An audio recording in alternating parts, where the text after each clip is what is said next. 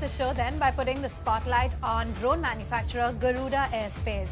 The company has secured 400 Agri Kisan Drones from the Indian Farmers Fertilizer Cooperative Limited. Let's find out a little bit more about what exactly this news means for the company. Joining in on the show is Agnishwar Jayaprakash. He is the founder and CEO at Garuda Aerospace. Thanks so much for taking time out, Agnishwar. To begin with, let's just talk a little bit more about this collaboration and what exactly it means, because clearly it's going to help revolutionize the agricultural sector. So what does it mean for Garuda? Firstly, thank you so much for having me on.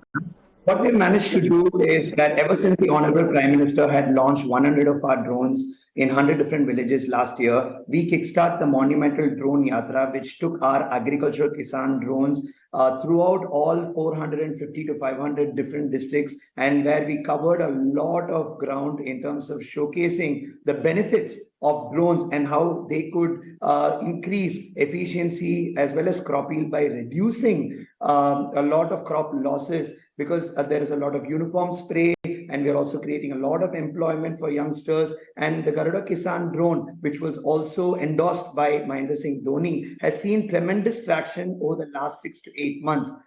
We have in fact pre-booked over 9,000 drones before the IFFCO order came in, and we started our collaboration with IFFCO a brief couple of months before. And we started out in Karnataka by helping farmers to spray nano urea and fertilizers throughout their fields to increase their food crop activity. And what has resulted is that IFFCO has now made the decision to procure and purchase 2,500 Agri drones to support rural entrepreneurs throughout the country. And we are very happy to announce that we have bagged over 400 drones. And I believe that this is just the start of the agricultural revolution that will change the face of precision farming in our country.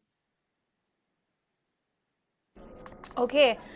So just take us through what exactly the the implication of this will be on a financial basis for the company in terms of your overall revenue projections, and are there any more such orders now that you're exploring?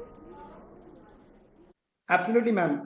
We have grown from 47 crores last year in terms of revenue to have a projection of over 400 crores this year, because we sell our drones at anywhere between 4 to 4.5 lakh rupees. We've already pre-booked over 10,000 drones. So this is just the first quarter of this year. In the first 3 months, we have a visibility of anywhere between 400 to 450 crores. The IFFCO project is roughly about 40 to 45 crores worth. But what we foresee is that it's going to be a large adoption of drones, not just domestically, but internationally. Garuda Aerospace is also having discussions with a lot of foreign partners who are interested in procuring made in India drones. So, and what has happened is there is a lot of progressive government policies that has been in place, especially for export in the last week for drones. And this enables Make in India drone manufacturers like Garuda Aerospace, which has a dual DGCA certification for both manufacturing as well as training, to export drones.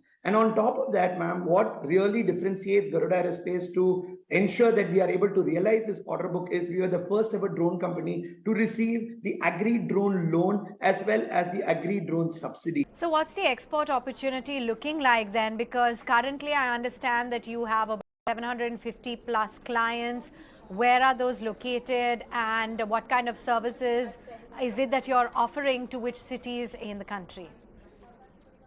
Today, ma'am, Garuda Aerospace is proud to announce that we have over 650 dealers and distributors across 400 districts. And these resellers and centers of excellence in terms of education institutional partners that we have enable Garuda Aerospace to have a pan-India presence, not just in urban cities, but throughout the district as well as rural pockets as well. On top of that, you asked a very important question about export opportunities and the clients.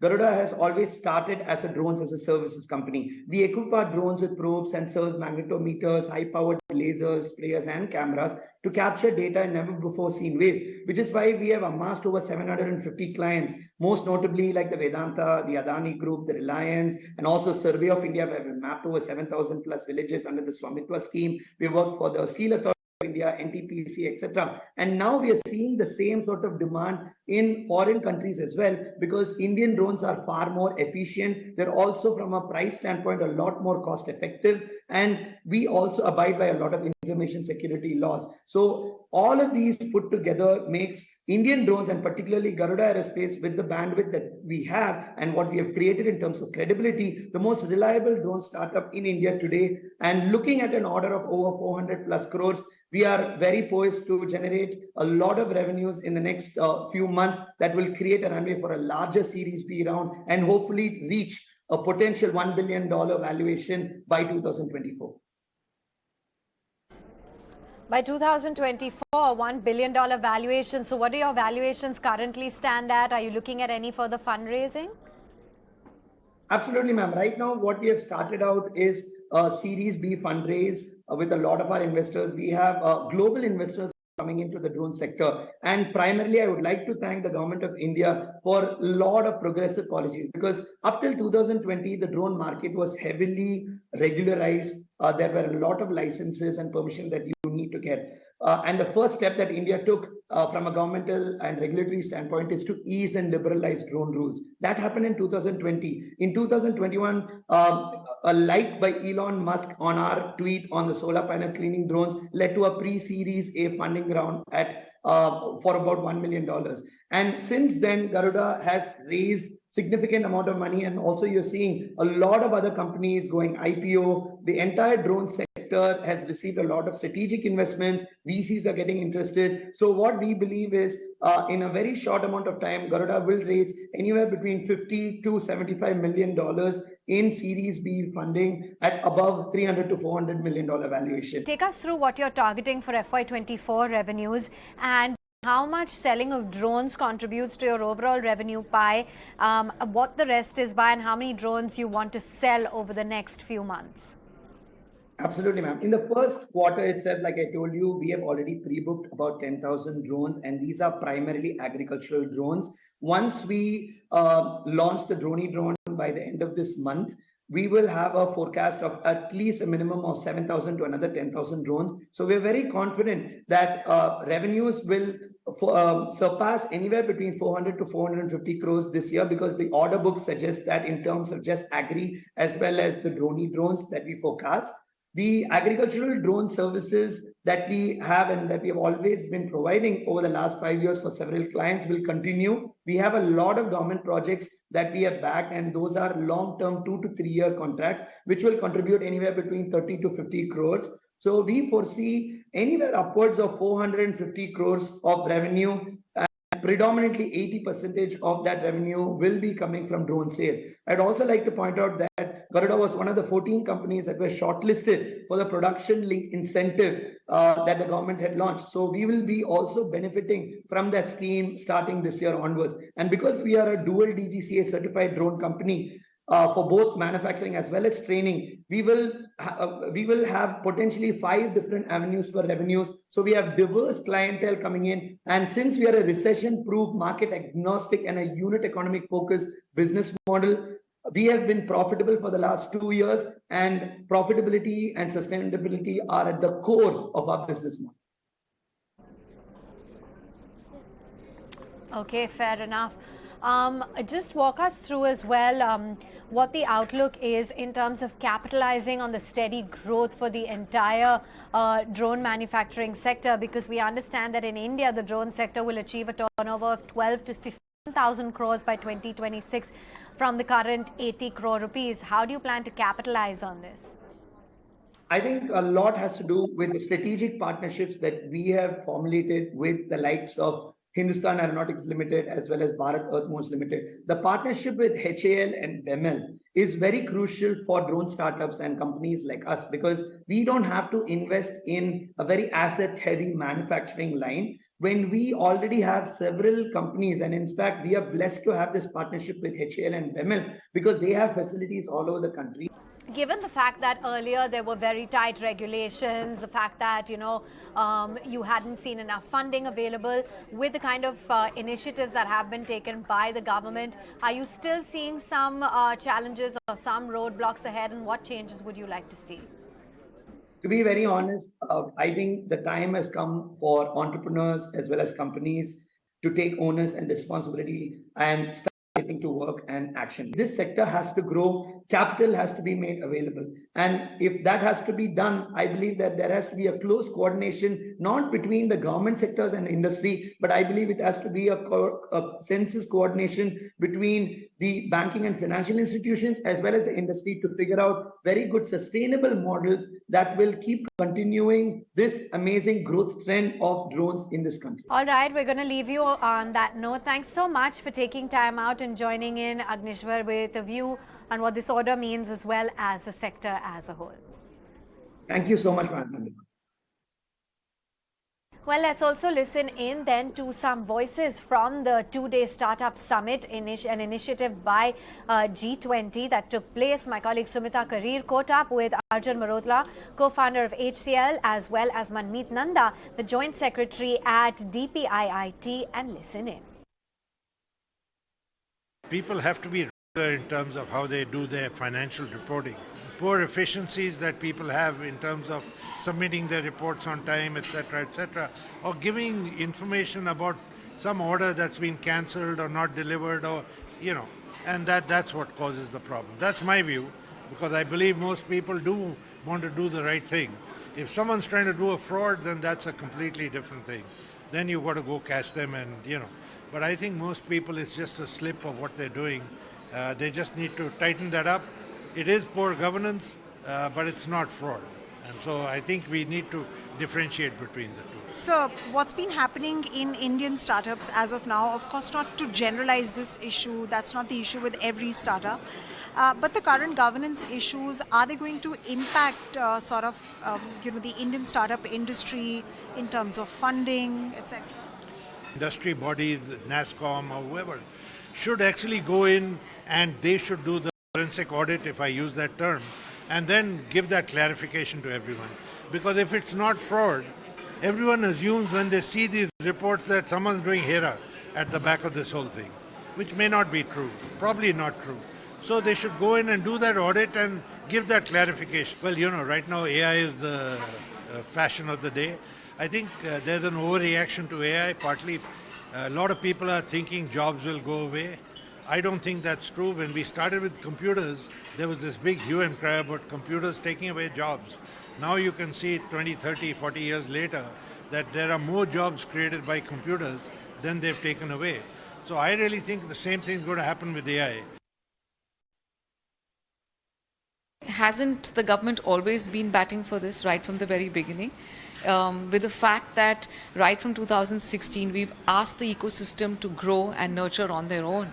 There is, for so far, we've only been creating an ecosystem that they are self-nurturing, self-growing.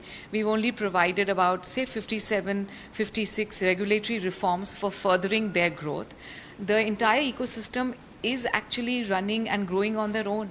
We have the National Startup Advisory Council, which is again one of the most prime examples of an industry-led advisory council. They themselves define what is required for the governance, or for the example for helping the ecosystem to grow further, and they themselves do it for it. So I think that's a very great example, and this has been the stance of the government right from the very beginning. It's not something new, and it's something that he firmly believed in, and that's why he mentioned it today in his speech. All right, moving right on, we all know that the influencer market is seeing a huge boom, but of late as well, we have seen the emergence and the growth of nano influencers as well. Let's understand a little bit more about these different creators, where they're generating ad spends from, and what the kind of digital channel potential they have. My colleague Sumita Karir has all the data and the numbers and joins in. Sumita? Influencers selling you your favorite pair of jeans, hairdryer, and even a mobile phone. And guess that activity is only set to increase. Consultancy firm Red Seer states that influencer marketing is all set to become an industry which will be worth $2.8 to $3.5 billion in just 5 years, which is by 2028, due to the penetration of the internet. Now, of these, 780 million internet users, 420 million use social media, and of these 281 million follow at least one influencer. So that really gives you a picture of the usage patterns. Now, internet penetration will also drive a digital ad spending on influencers. So that market is all set to reach to $21 billion by FY the digital ad market, with primarily digital video content driving growth. Influencer spending is currently just 5% of the digital ad spends, but that can grow to 13% by 2027. Interestingly, the ecosystem is banking on platforms like e-commerce, gaming and content, which basically also signifies a shift from your traditional influencer content platforms like Instagram and YouTube. But you must be wondering, since most star influencers called as elite or mega influencers are expensive, isn't that a problem as far as small brands are concerned? Well, that really is a problem with the local brands, and that problem is being solved by nano and micro influencers who are emerging from tier 2 and tier 3 towns. And these micro influencers are hobby based and they provide better economies of scale to local and smaller brands. But then, of the brands interviewed by Red Seer, approximately 26% of the brands still did not feel confident of the influencer ecosystem. They say that the influencer ecosystem is still plagued by issues of discoverability and in fact intermediaries, which happens to be agencies and talent management agencies. They mostly fix contracts but are opaque in handling prices and cost models. Secondly, there's also opaqueness regarding campaign metrics on how a campaign is performing in real time. And thirdly, a robust mechanism to detect fraud in terms of fake followers, etc., is also not up to the mark. So if those issues could be plagued, perhaps the growth of the ecosystem can even be better. The Union Cabinet has cleared the Digital Personal Data Protection Bill 2023, and now the government is all set to table this important DPDP 2023 bill in upcoming monsoon session. Government is confident that this time they will be able to pass this bill from the Parliament and then they will implement it. Now, initially this bill, DPDP bill, was introduced in November 2022, that is last year, and then it went for multiple consultation, even was resent for interministerial consultation. Then also after detailed discussion, now this bill has been approved, has been given a green consent from the cabinet, and now it will be tabled in the upcoming parliamentary session. Now this bill focuses on the jurisdiction of the personal data. What we are getting to know from the government sources that this bill aims to provide more security and safety for the online as well as offline data of any individual. So an individual will be having the right to not just access the information, request correction and deletion, and not just this redressal for grievances will also be provisioned in the DPDP bill. And individual will be having a complete right when he will be giving consent to use the data, then only it will be used by any given agency. There will be certain exemption or some sort of pointers are there. For example, certain data which comes under the national security purpose, then it can be utilized by the government or any government agency, but under the law.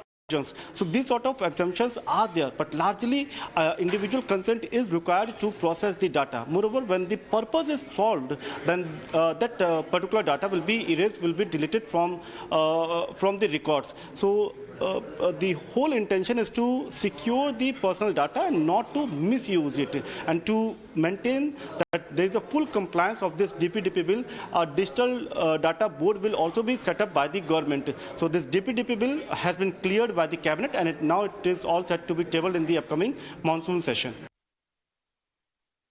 Well, moving away from that, let's put the spotlight on EdTech major Byju's. Now, we understand that the promoters of Byju's have together sold shares worth around $408 million in 40 secondary transactions since the year 2015. But we also understand that now they have reinvested that entire amount that has been raised by them through secondary share of sale in the company. Let's take it across to my colleague Anurag Joshi, who joins in with all the updates. Anurag? Founders of EdTech giant Byju's sold over $400 million of the company's equity since 2015. The founders, Baiju Ravindran, Divya Gokulnath and Riju Ravindran, sold the shares via 40 transactions in secondary sales. This is according to data from financial research firm Private Circle. Most of the investors that bought the shares from the founders are current investors, and these include BlackRock, General Atlantic, Naspers, and Lightspeed Ventures. Most of the share sales took place around the time when the investor sentiment and appetite for Byju's was upbeat, and international investors were looking to buy into Byju's as a way to enter India's booming edtech market. Byju's valuation reached a peak in March 2022 when it touched $22 billion around the time when the company had proposed an $800 million fundraise from some investors. This was ahead of the troubles which Byju faced, which included the delayed release of its FY21 results, which came in September 2022 after 1.5-year lag, waves of layoffs, then and more recently legal tussle with the lenders of its term loan B facility. Its auditor Deloitte Haskins Sells resigning and it having to replace the auditor with BDO, and the 3 nominees on the board of Byju's from Chan Zuckerberg and Peak 15 resigning as directors. Let's put the spotlight then on Paytm. The company has come out with its Q1 updates where the average monthly transacting user stands at about 92 million. Let's take it across to my colleague Harsh Saita, who joins in with all the other updates from the operational perspective on Paytm. Harsh? Well, yes, absolutely. So Paytm was in focus on the back of the fact that it released its June updated numbers and, of course, numbers for the entire month of or the quarter of Q1 FY24. But let's focus on June because the other months have largely been disclosed. So in June, we saw the number of loans actually shrink around 2.5% on a month-on-month basis. Also, we had value of loans shrink roughly 5% on a month-on-month basis. Now, a couple of reasons for this. One is that in April and May, we saw that both the value as well as number of loans were extremely elevated due to larger demand from merchants, and that pent-up demand had built up over April and May. Also, some of the loans which Paytm distributes through its channel partners, those channel partners push the loans out fairly easily to merchants, in the months of April and May, and therefore met that unmet pent-up demand in the months of April and May, which is why June was a slightly softer month. But otherwise, taking out the really high base also for the months of April and May, June looks like a very, very good month. Demand has really sustained. I'll repeat the numbers. Value of loans were down just 5% on when in May the value of loans was up 30+%, and the number of loans contracted by just 2.5%. Right, so not too bad. Gross merchandise value also was at roughly 1.4 lakh crore, increased around 1.5% on a month-on-month basis. We saw devices deployed go up a solid 5% month-on-month. Now, roughly 79 lakh devices deployed by Paytm. So that lead continues. Where monthly transacting users is concerned, absolutely flat on a month-on-month basis at 9.2 crore users. So the user base continues to remain strong, steady. April, May, June, all continuing at 9.2 crore. Thanks very much, Sumita, for those details. Moving right on then, the revenue for fantasy gaming platforms during the IPL cricket matches have actually seen a shoot up to 24% from a year earlier to close to $342 million with over 61 million users participating. Let's understand more insights from the latest report that has come out by Redseer. We've got Aishwarya Patil here with those details. Aishwarya. That's right, the fantasy gaming platforms this time around during the IPL season of 2023 have clocked in a revenue of 2,800 crore. Now, what does this Red Seer IPL data suggest? It says that the user acquisition this time around has been strong. They've seen participants and users clocking about 61 million users on these fantasy gaming platforms, which is 35% of which 35% of new players have signed up for on these platforms, and the influx of the new users has led to an 11% increase in cash users. And there's also been an average increase in average spends per match of 127 rupees per users.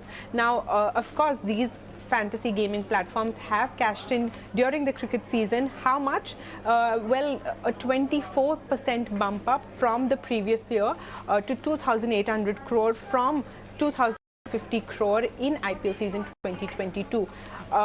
What's more, well, the compounded annual growth rate of the market has grown by 30% since the IPL season in 2019. What else? Red Seer also says that the top 3 platforms put together, which is Dream 11, My Dream, My 11 Circle and My Team 11, have seen and have captured about a 96% of the market share during the IPL season of 2023.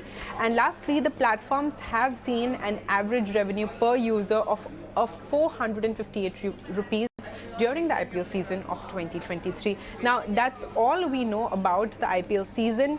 Let's see how much the World Cup actually rakes in for this market. And with that, we're completely out of time on this leg of the show. Thanks so much for watching. We hope you enjoyed. Do remember, keep sending in the feedback on suc@etnow.tv. Catch you same time.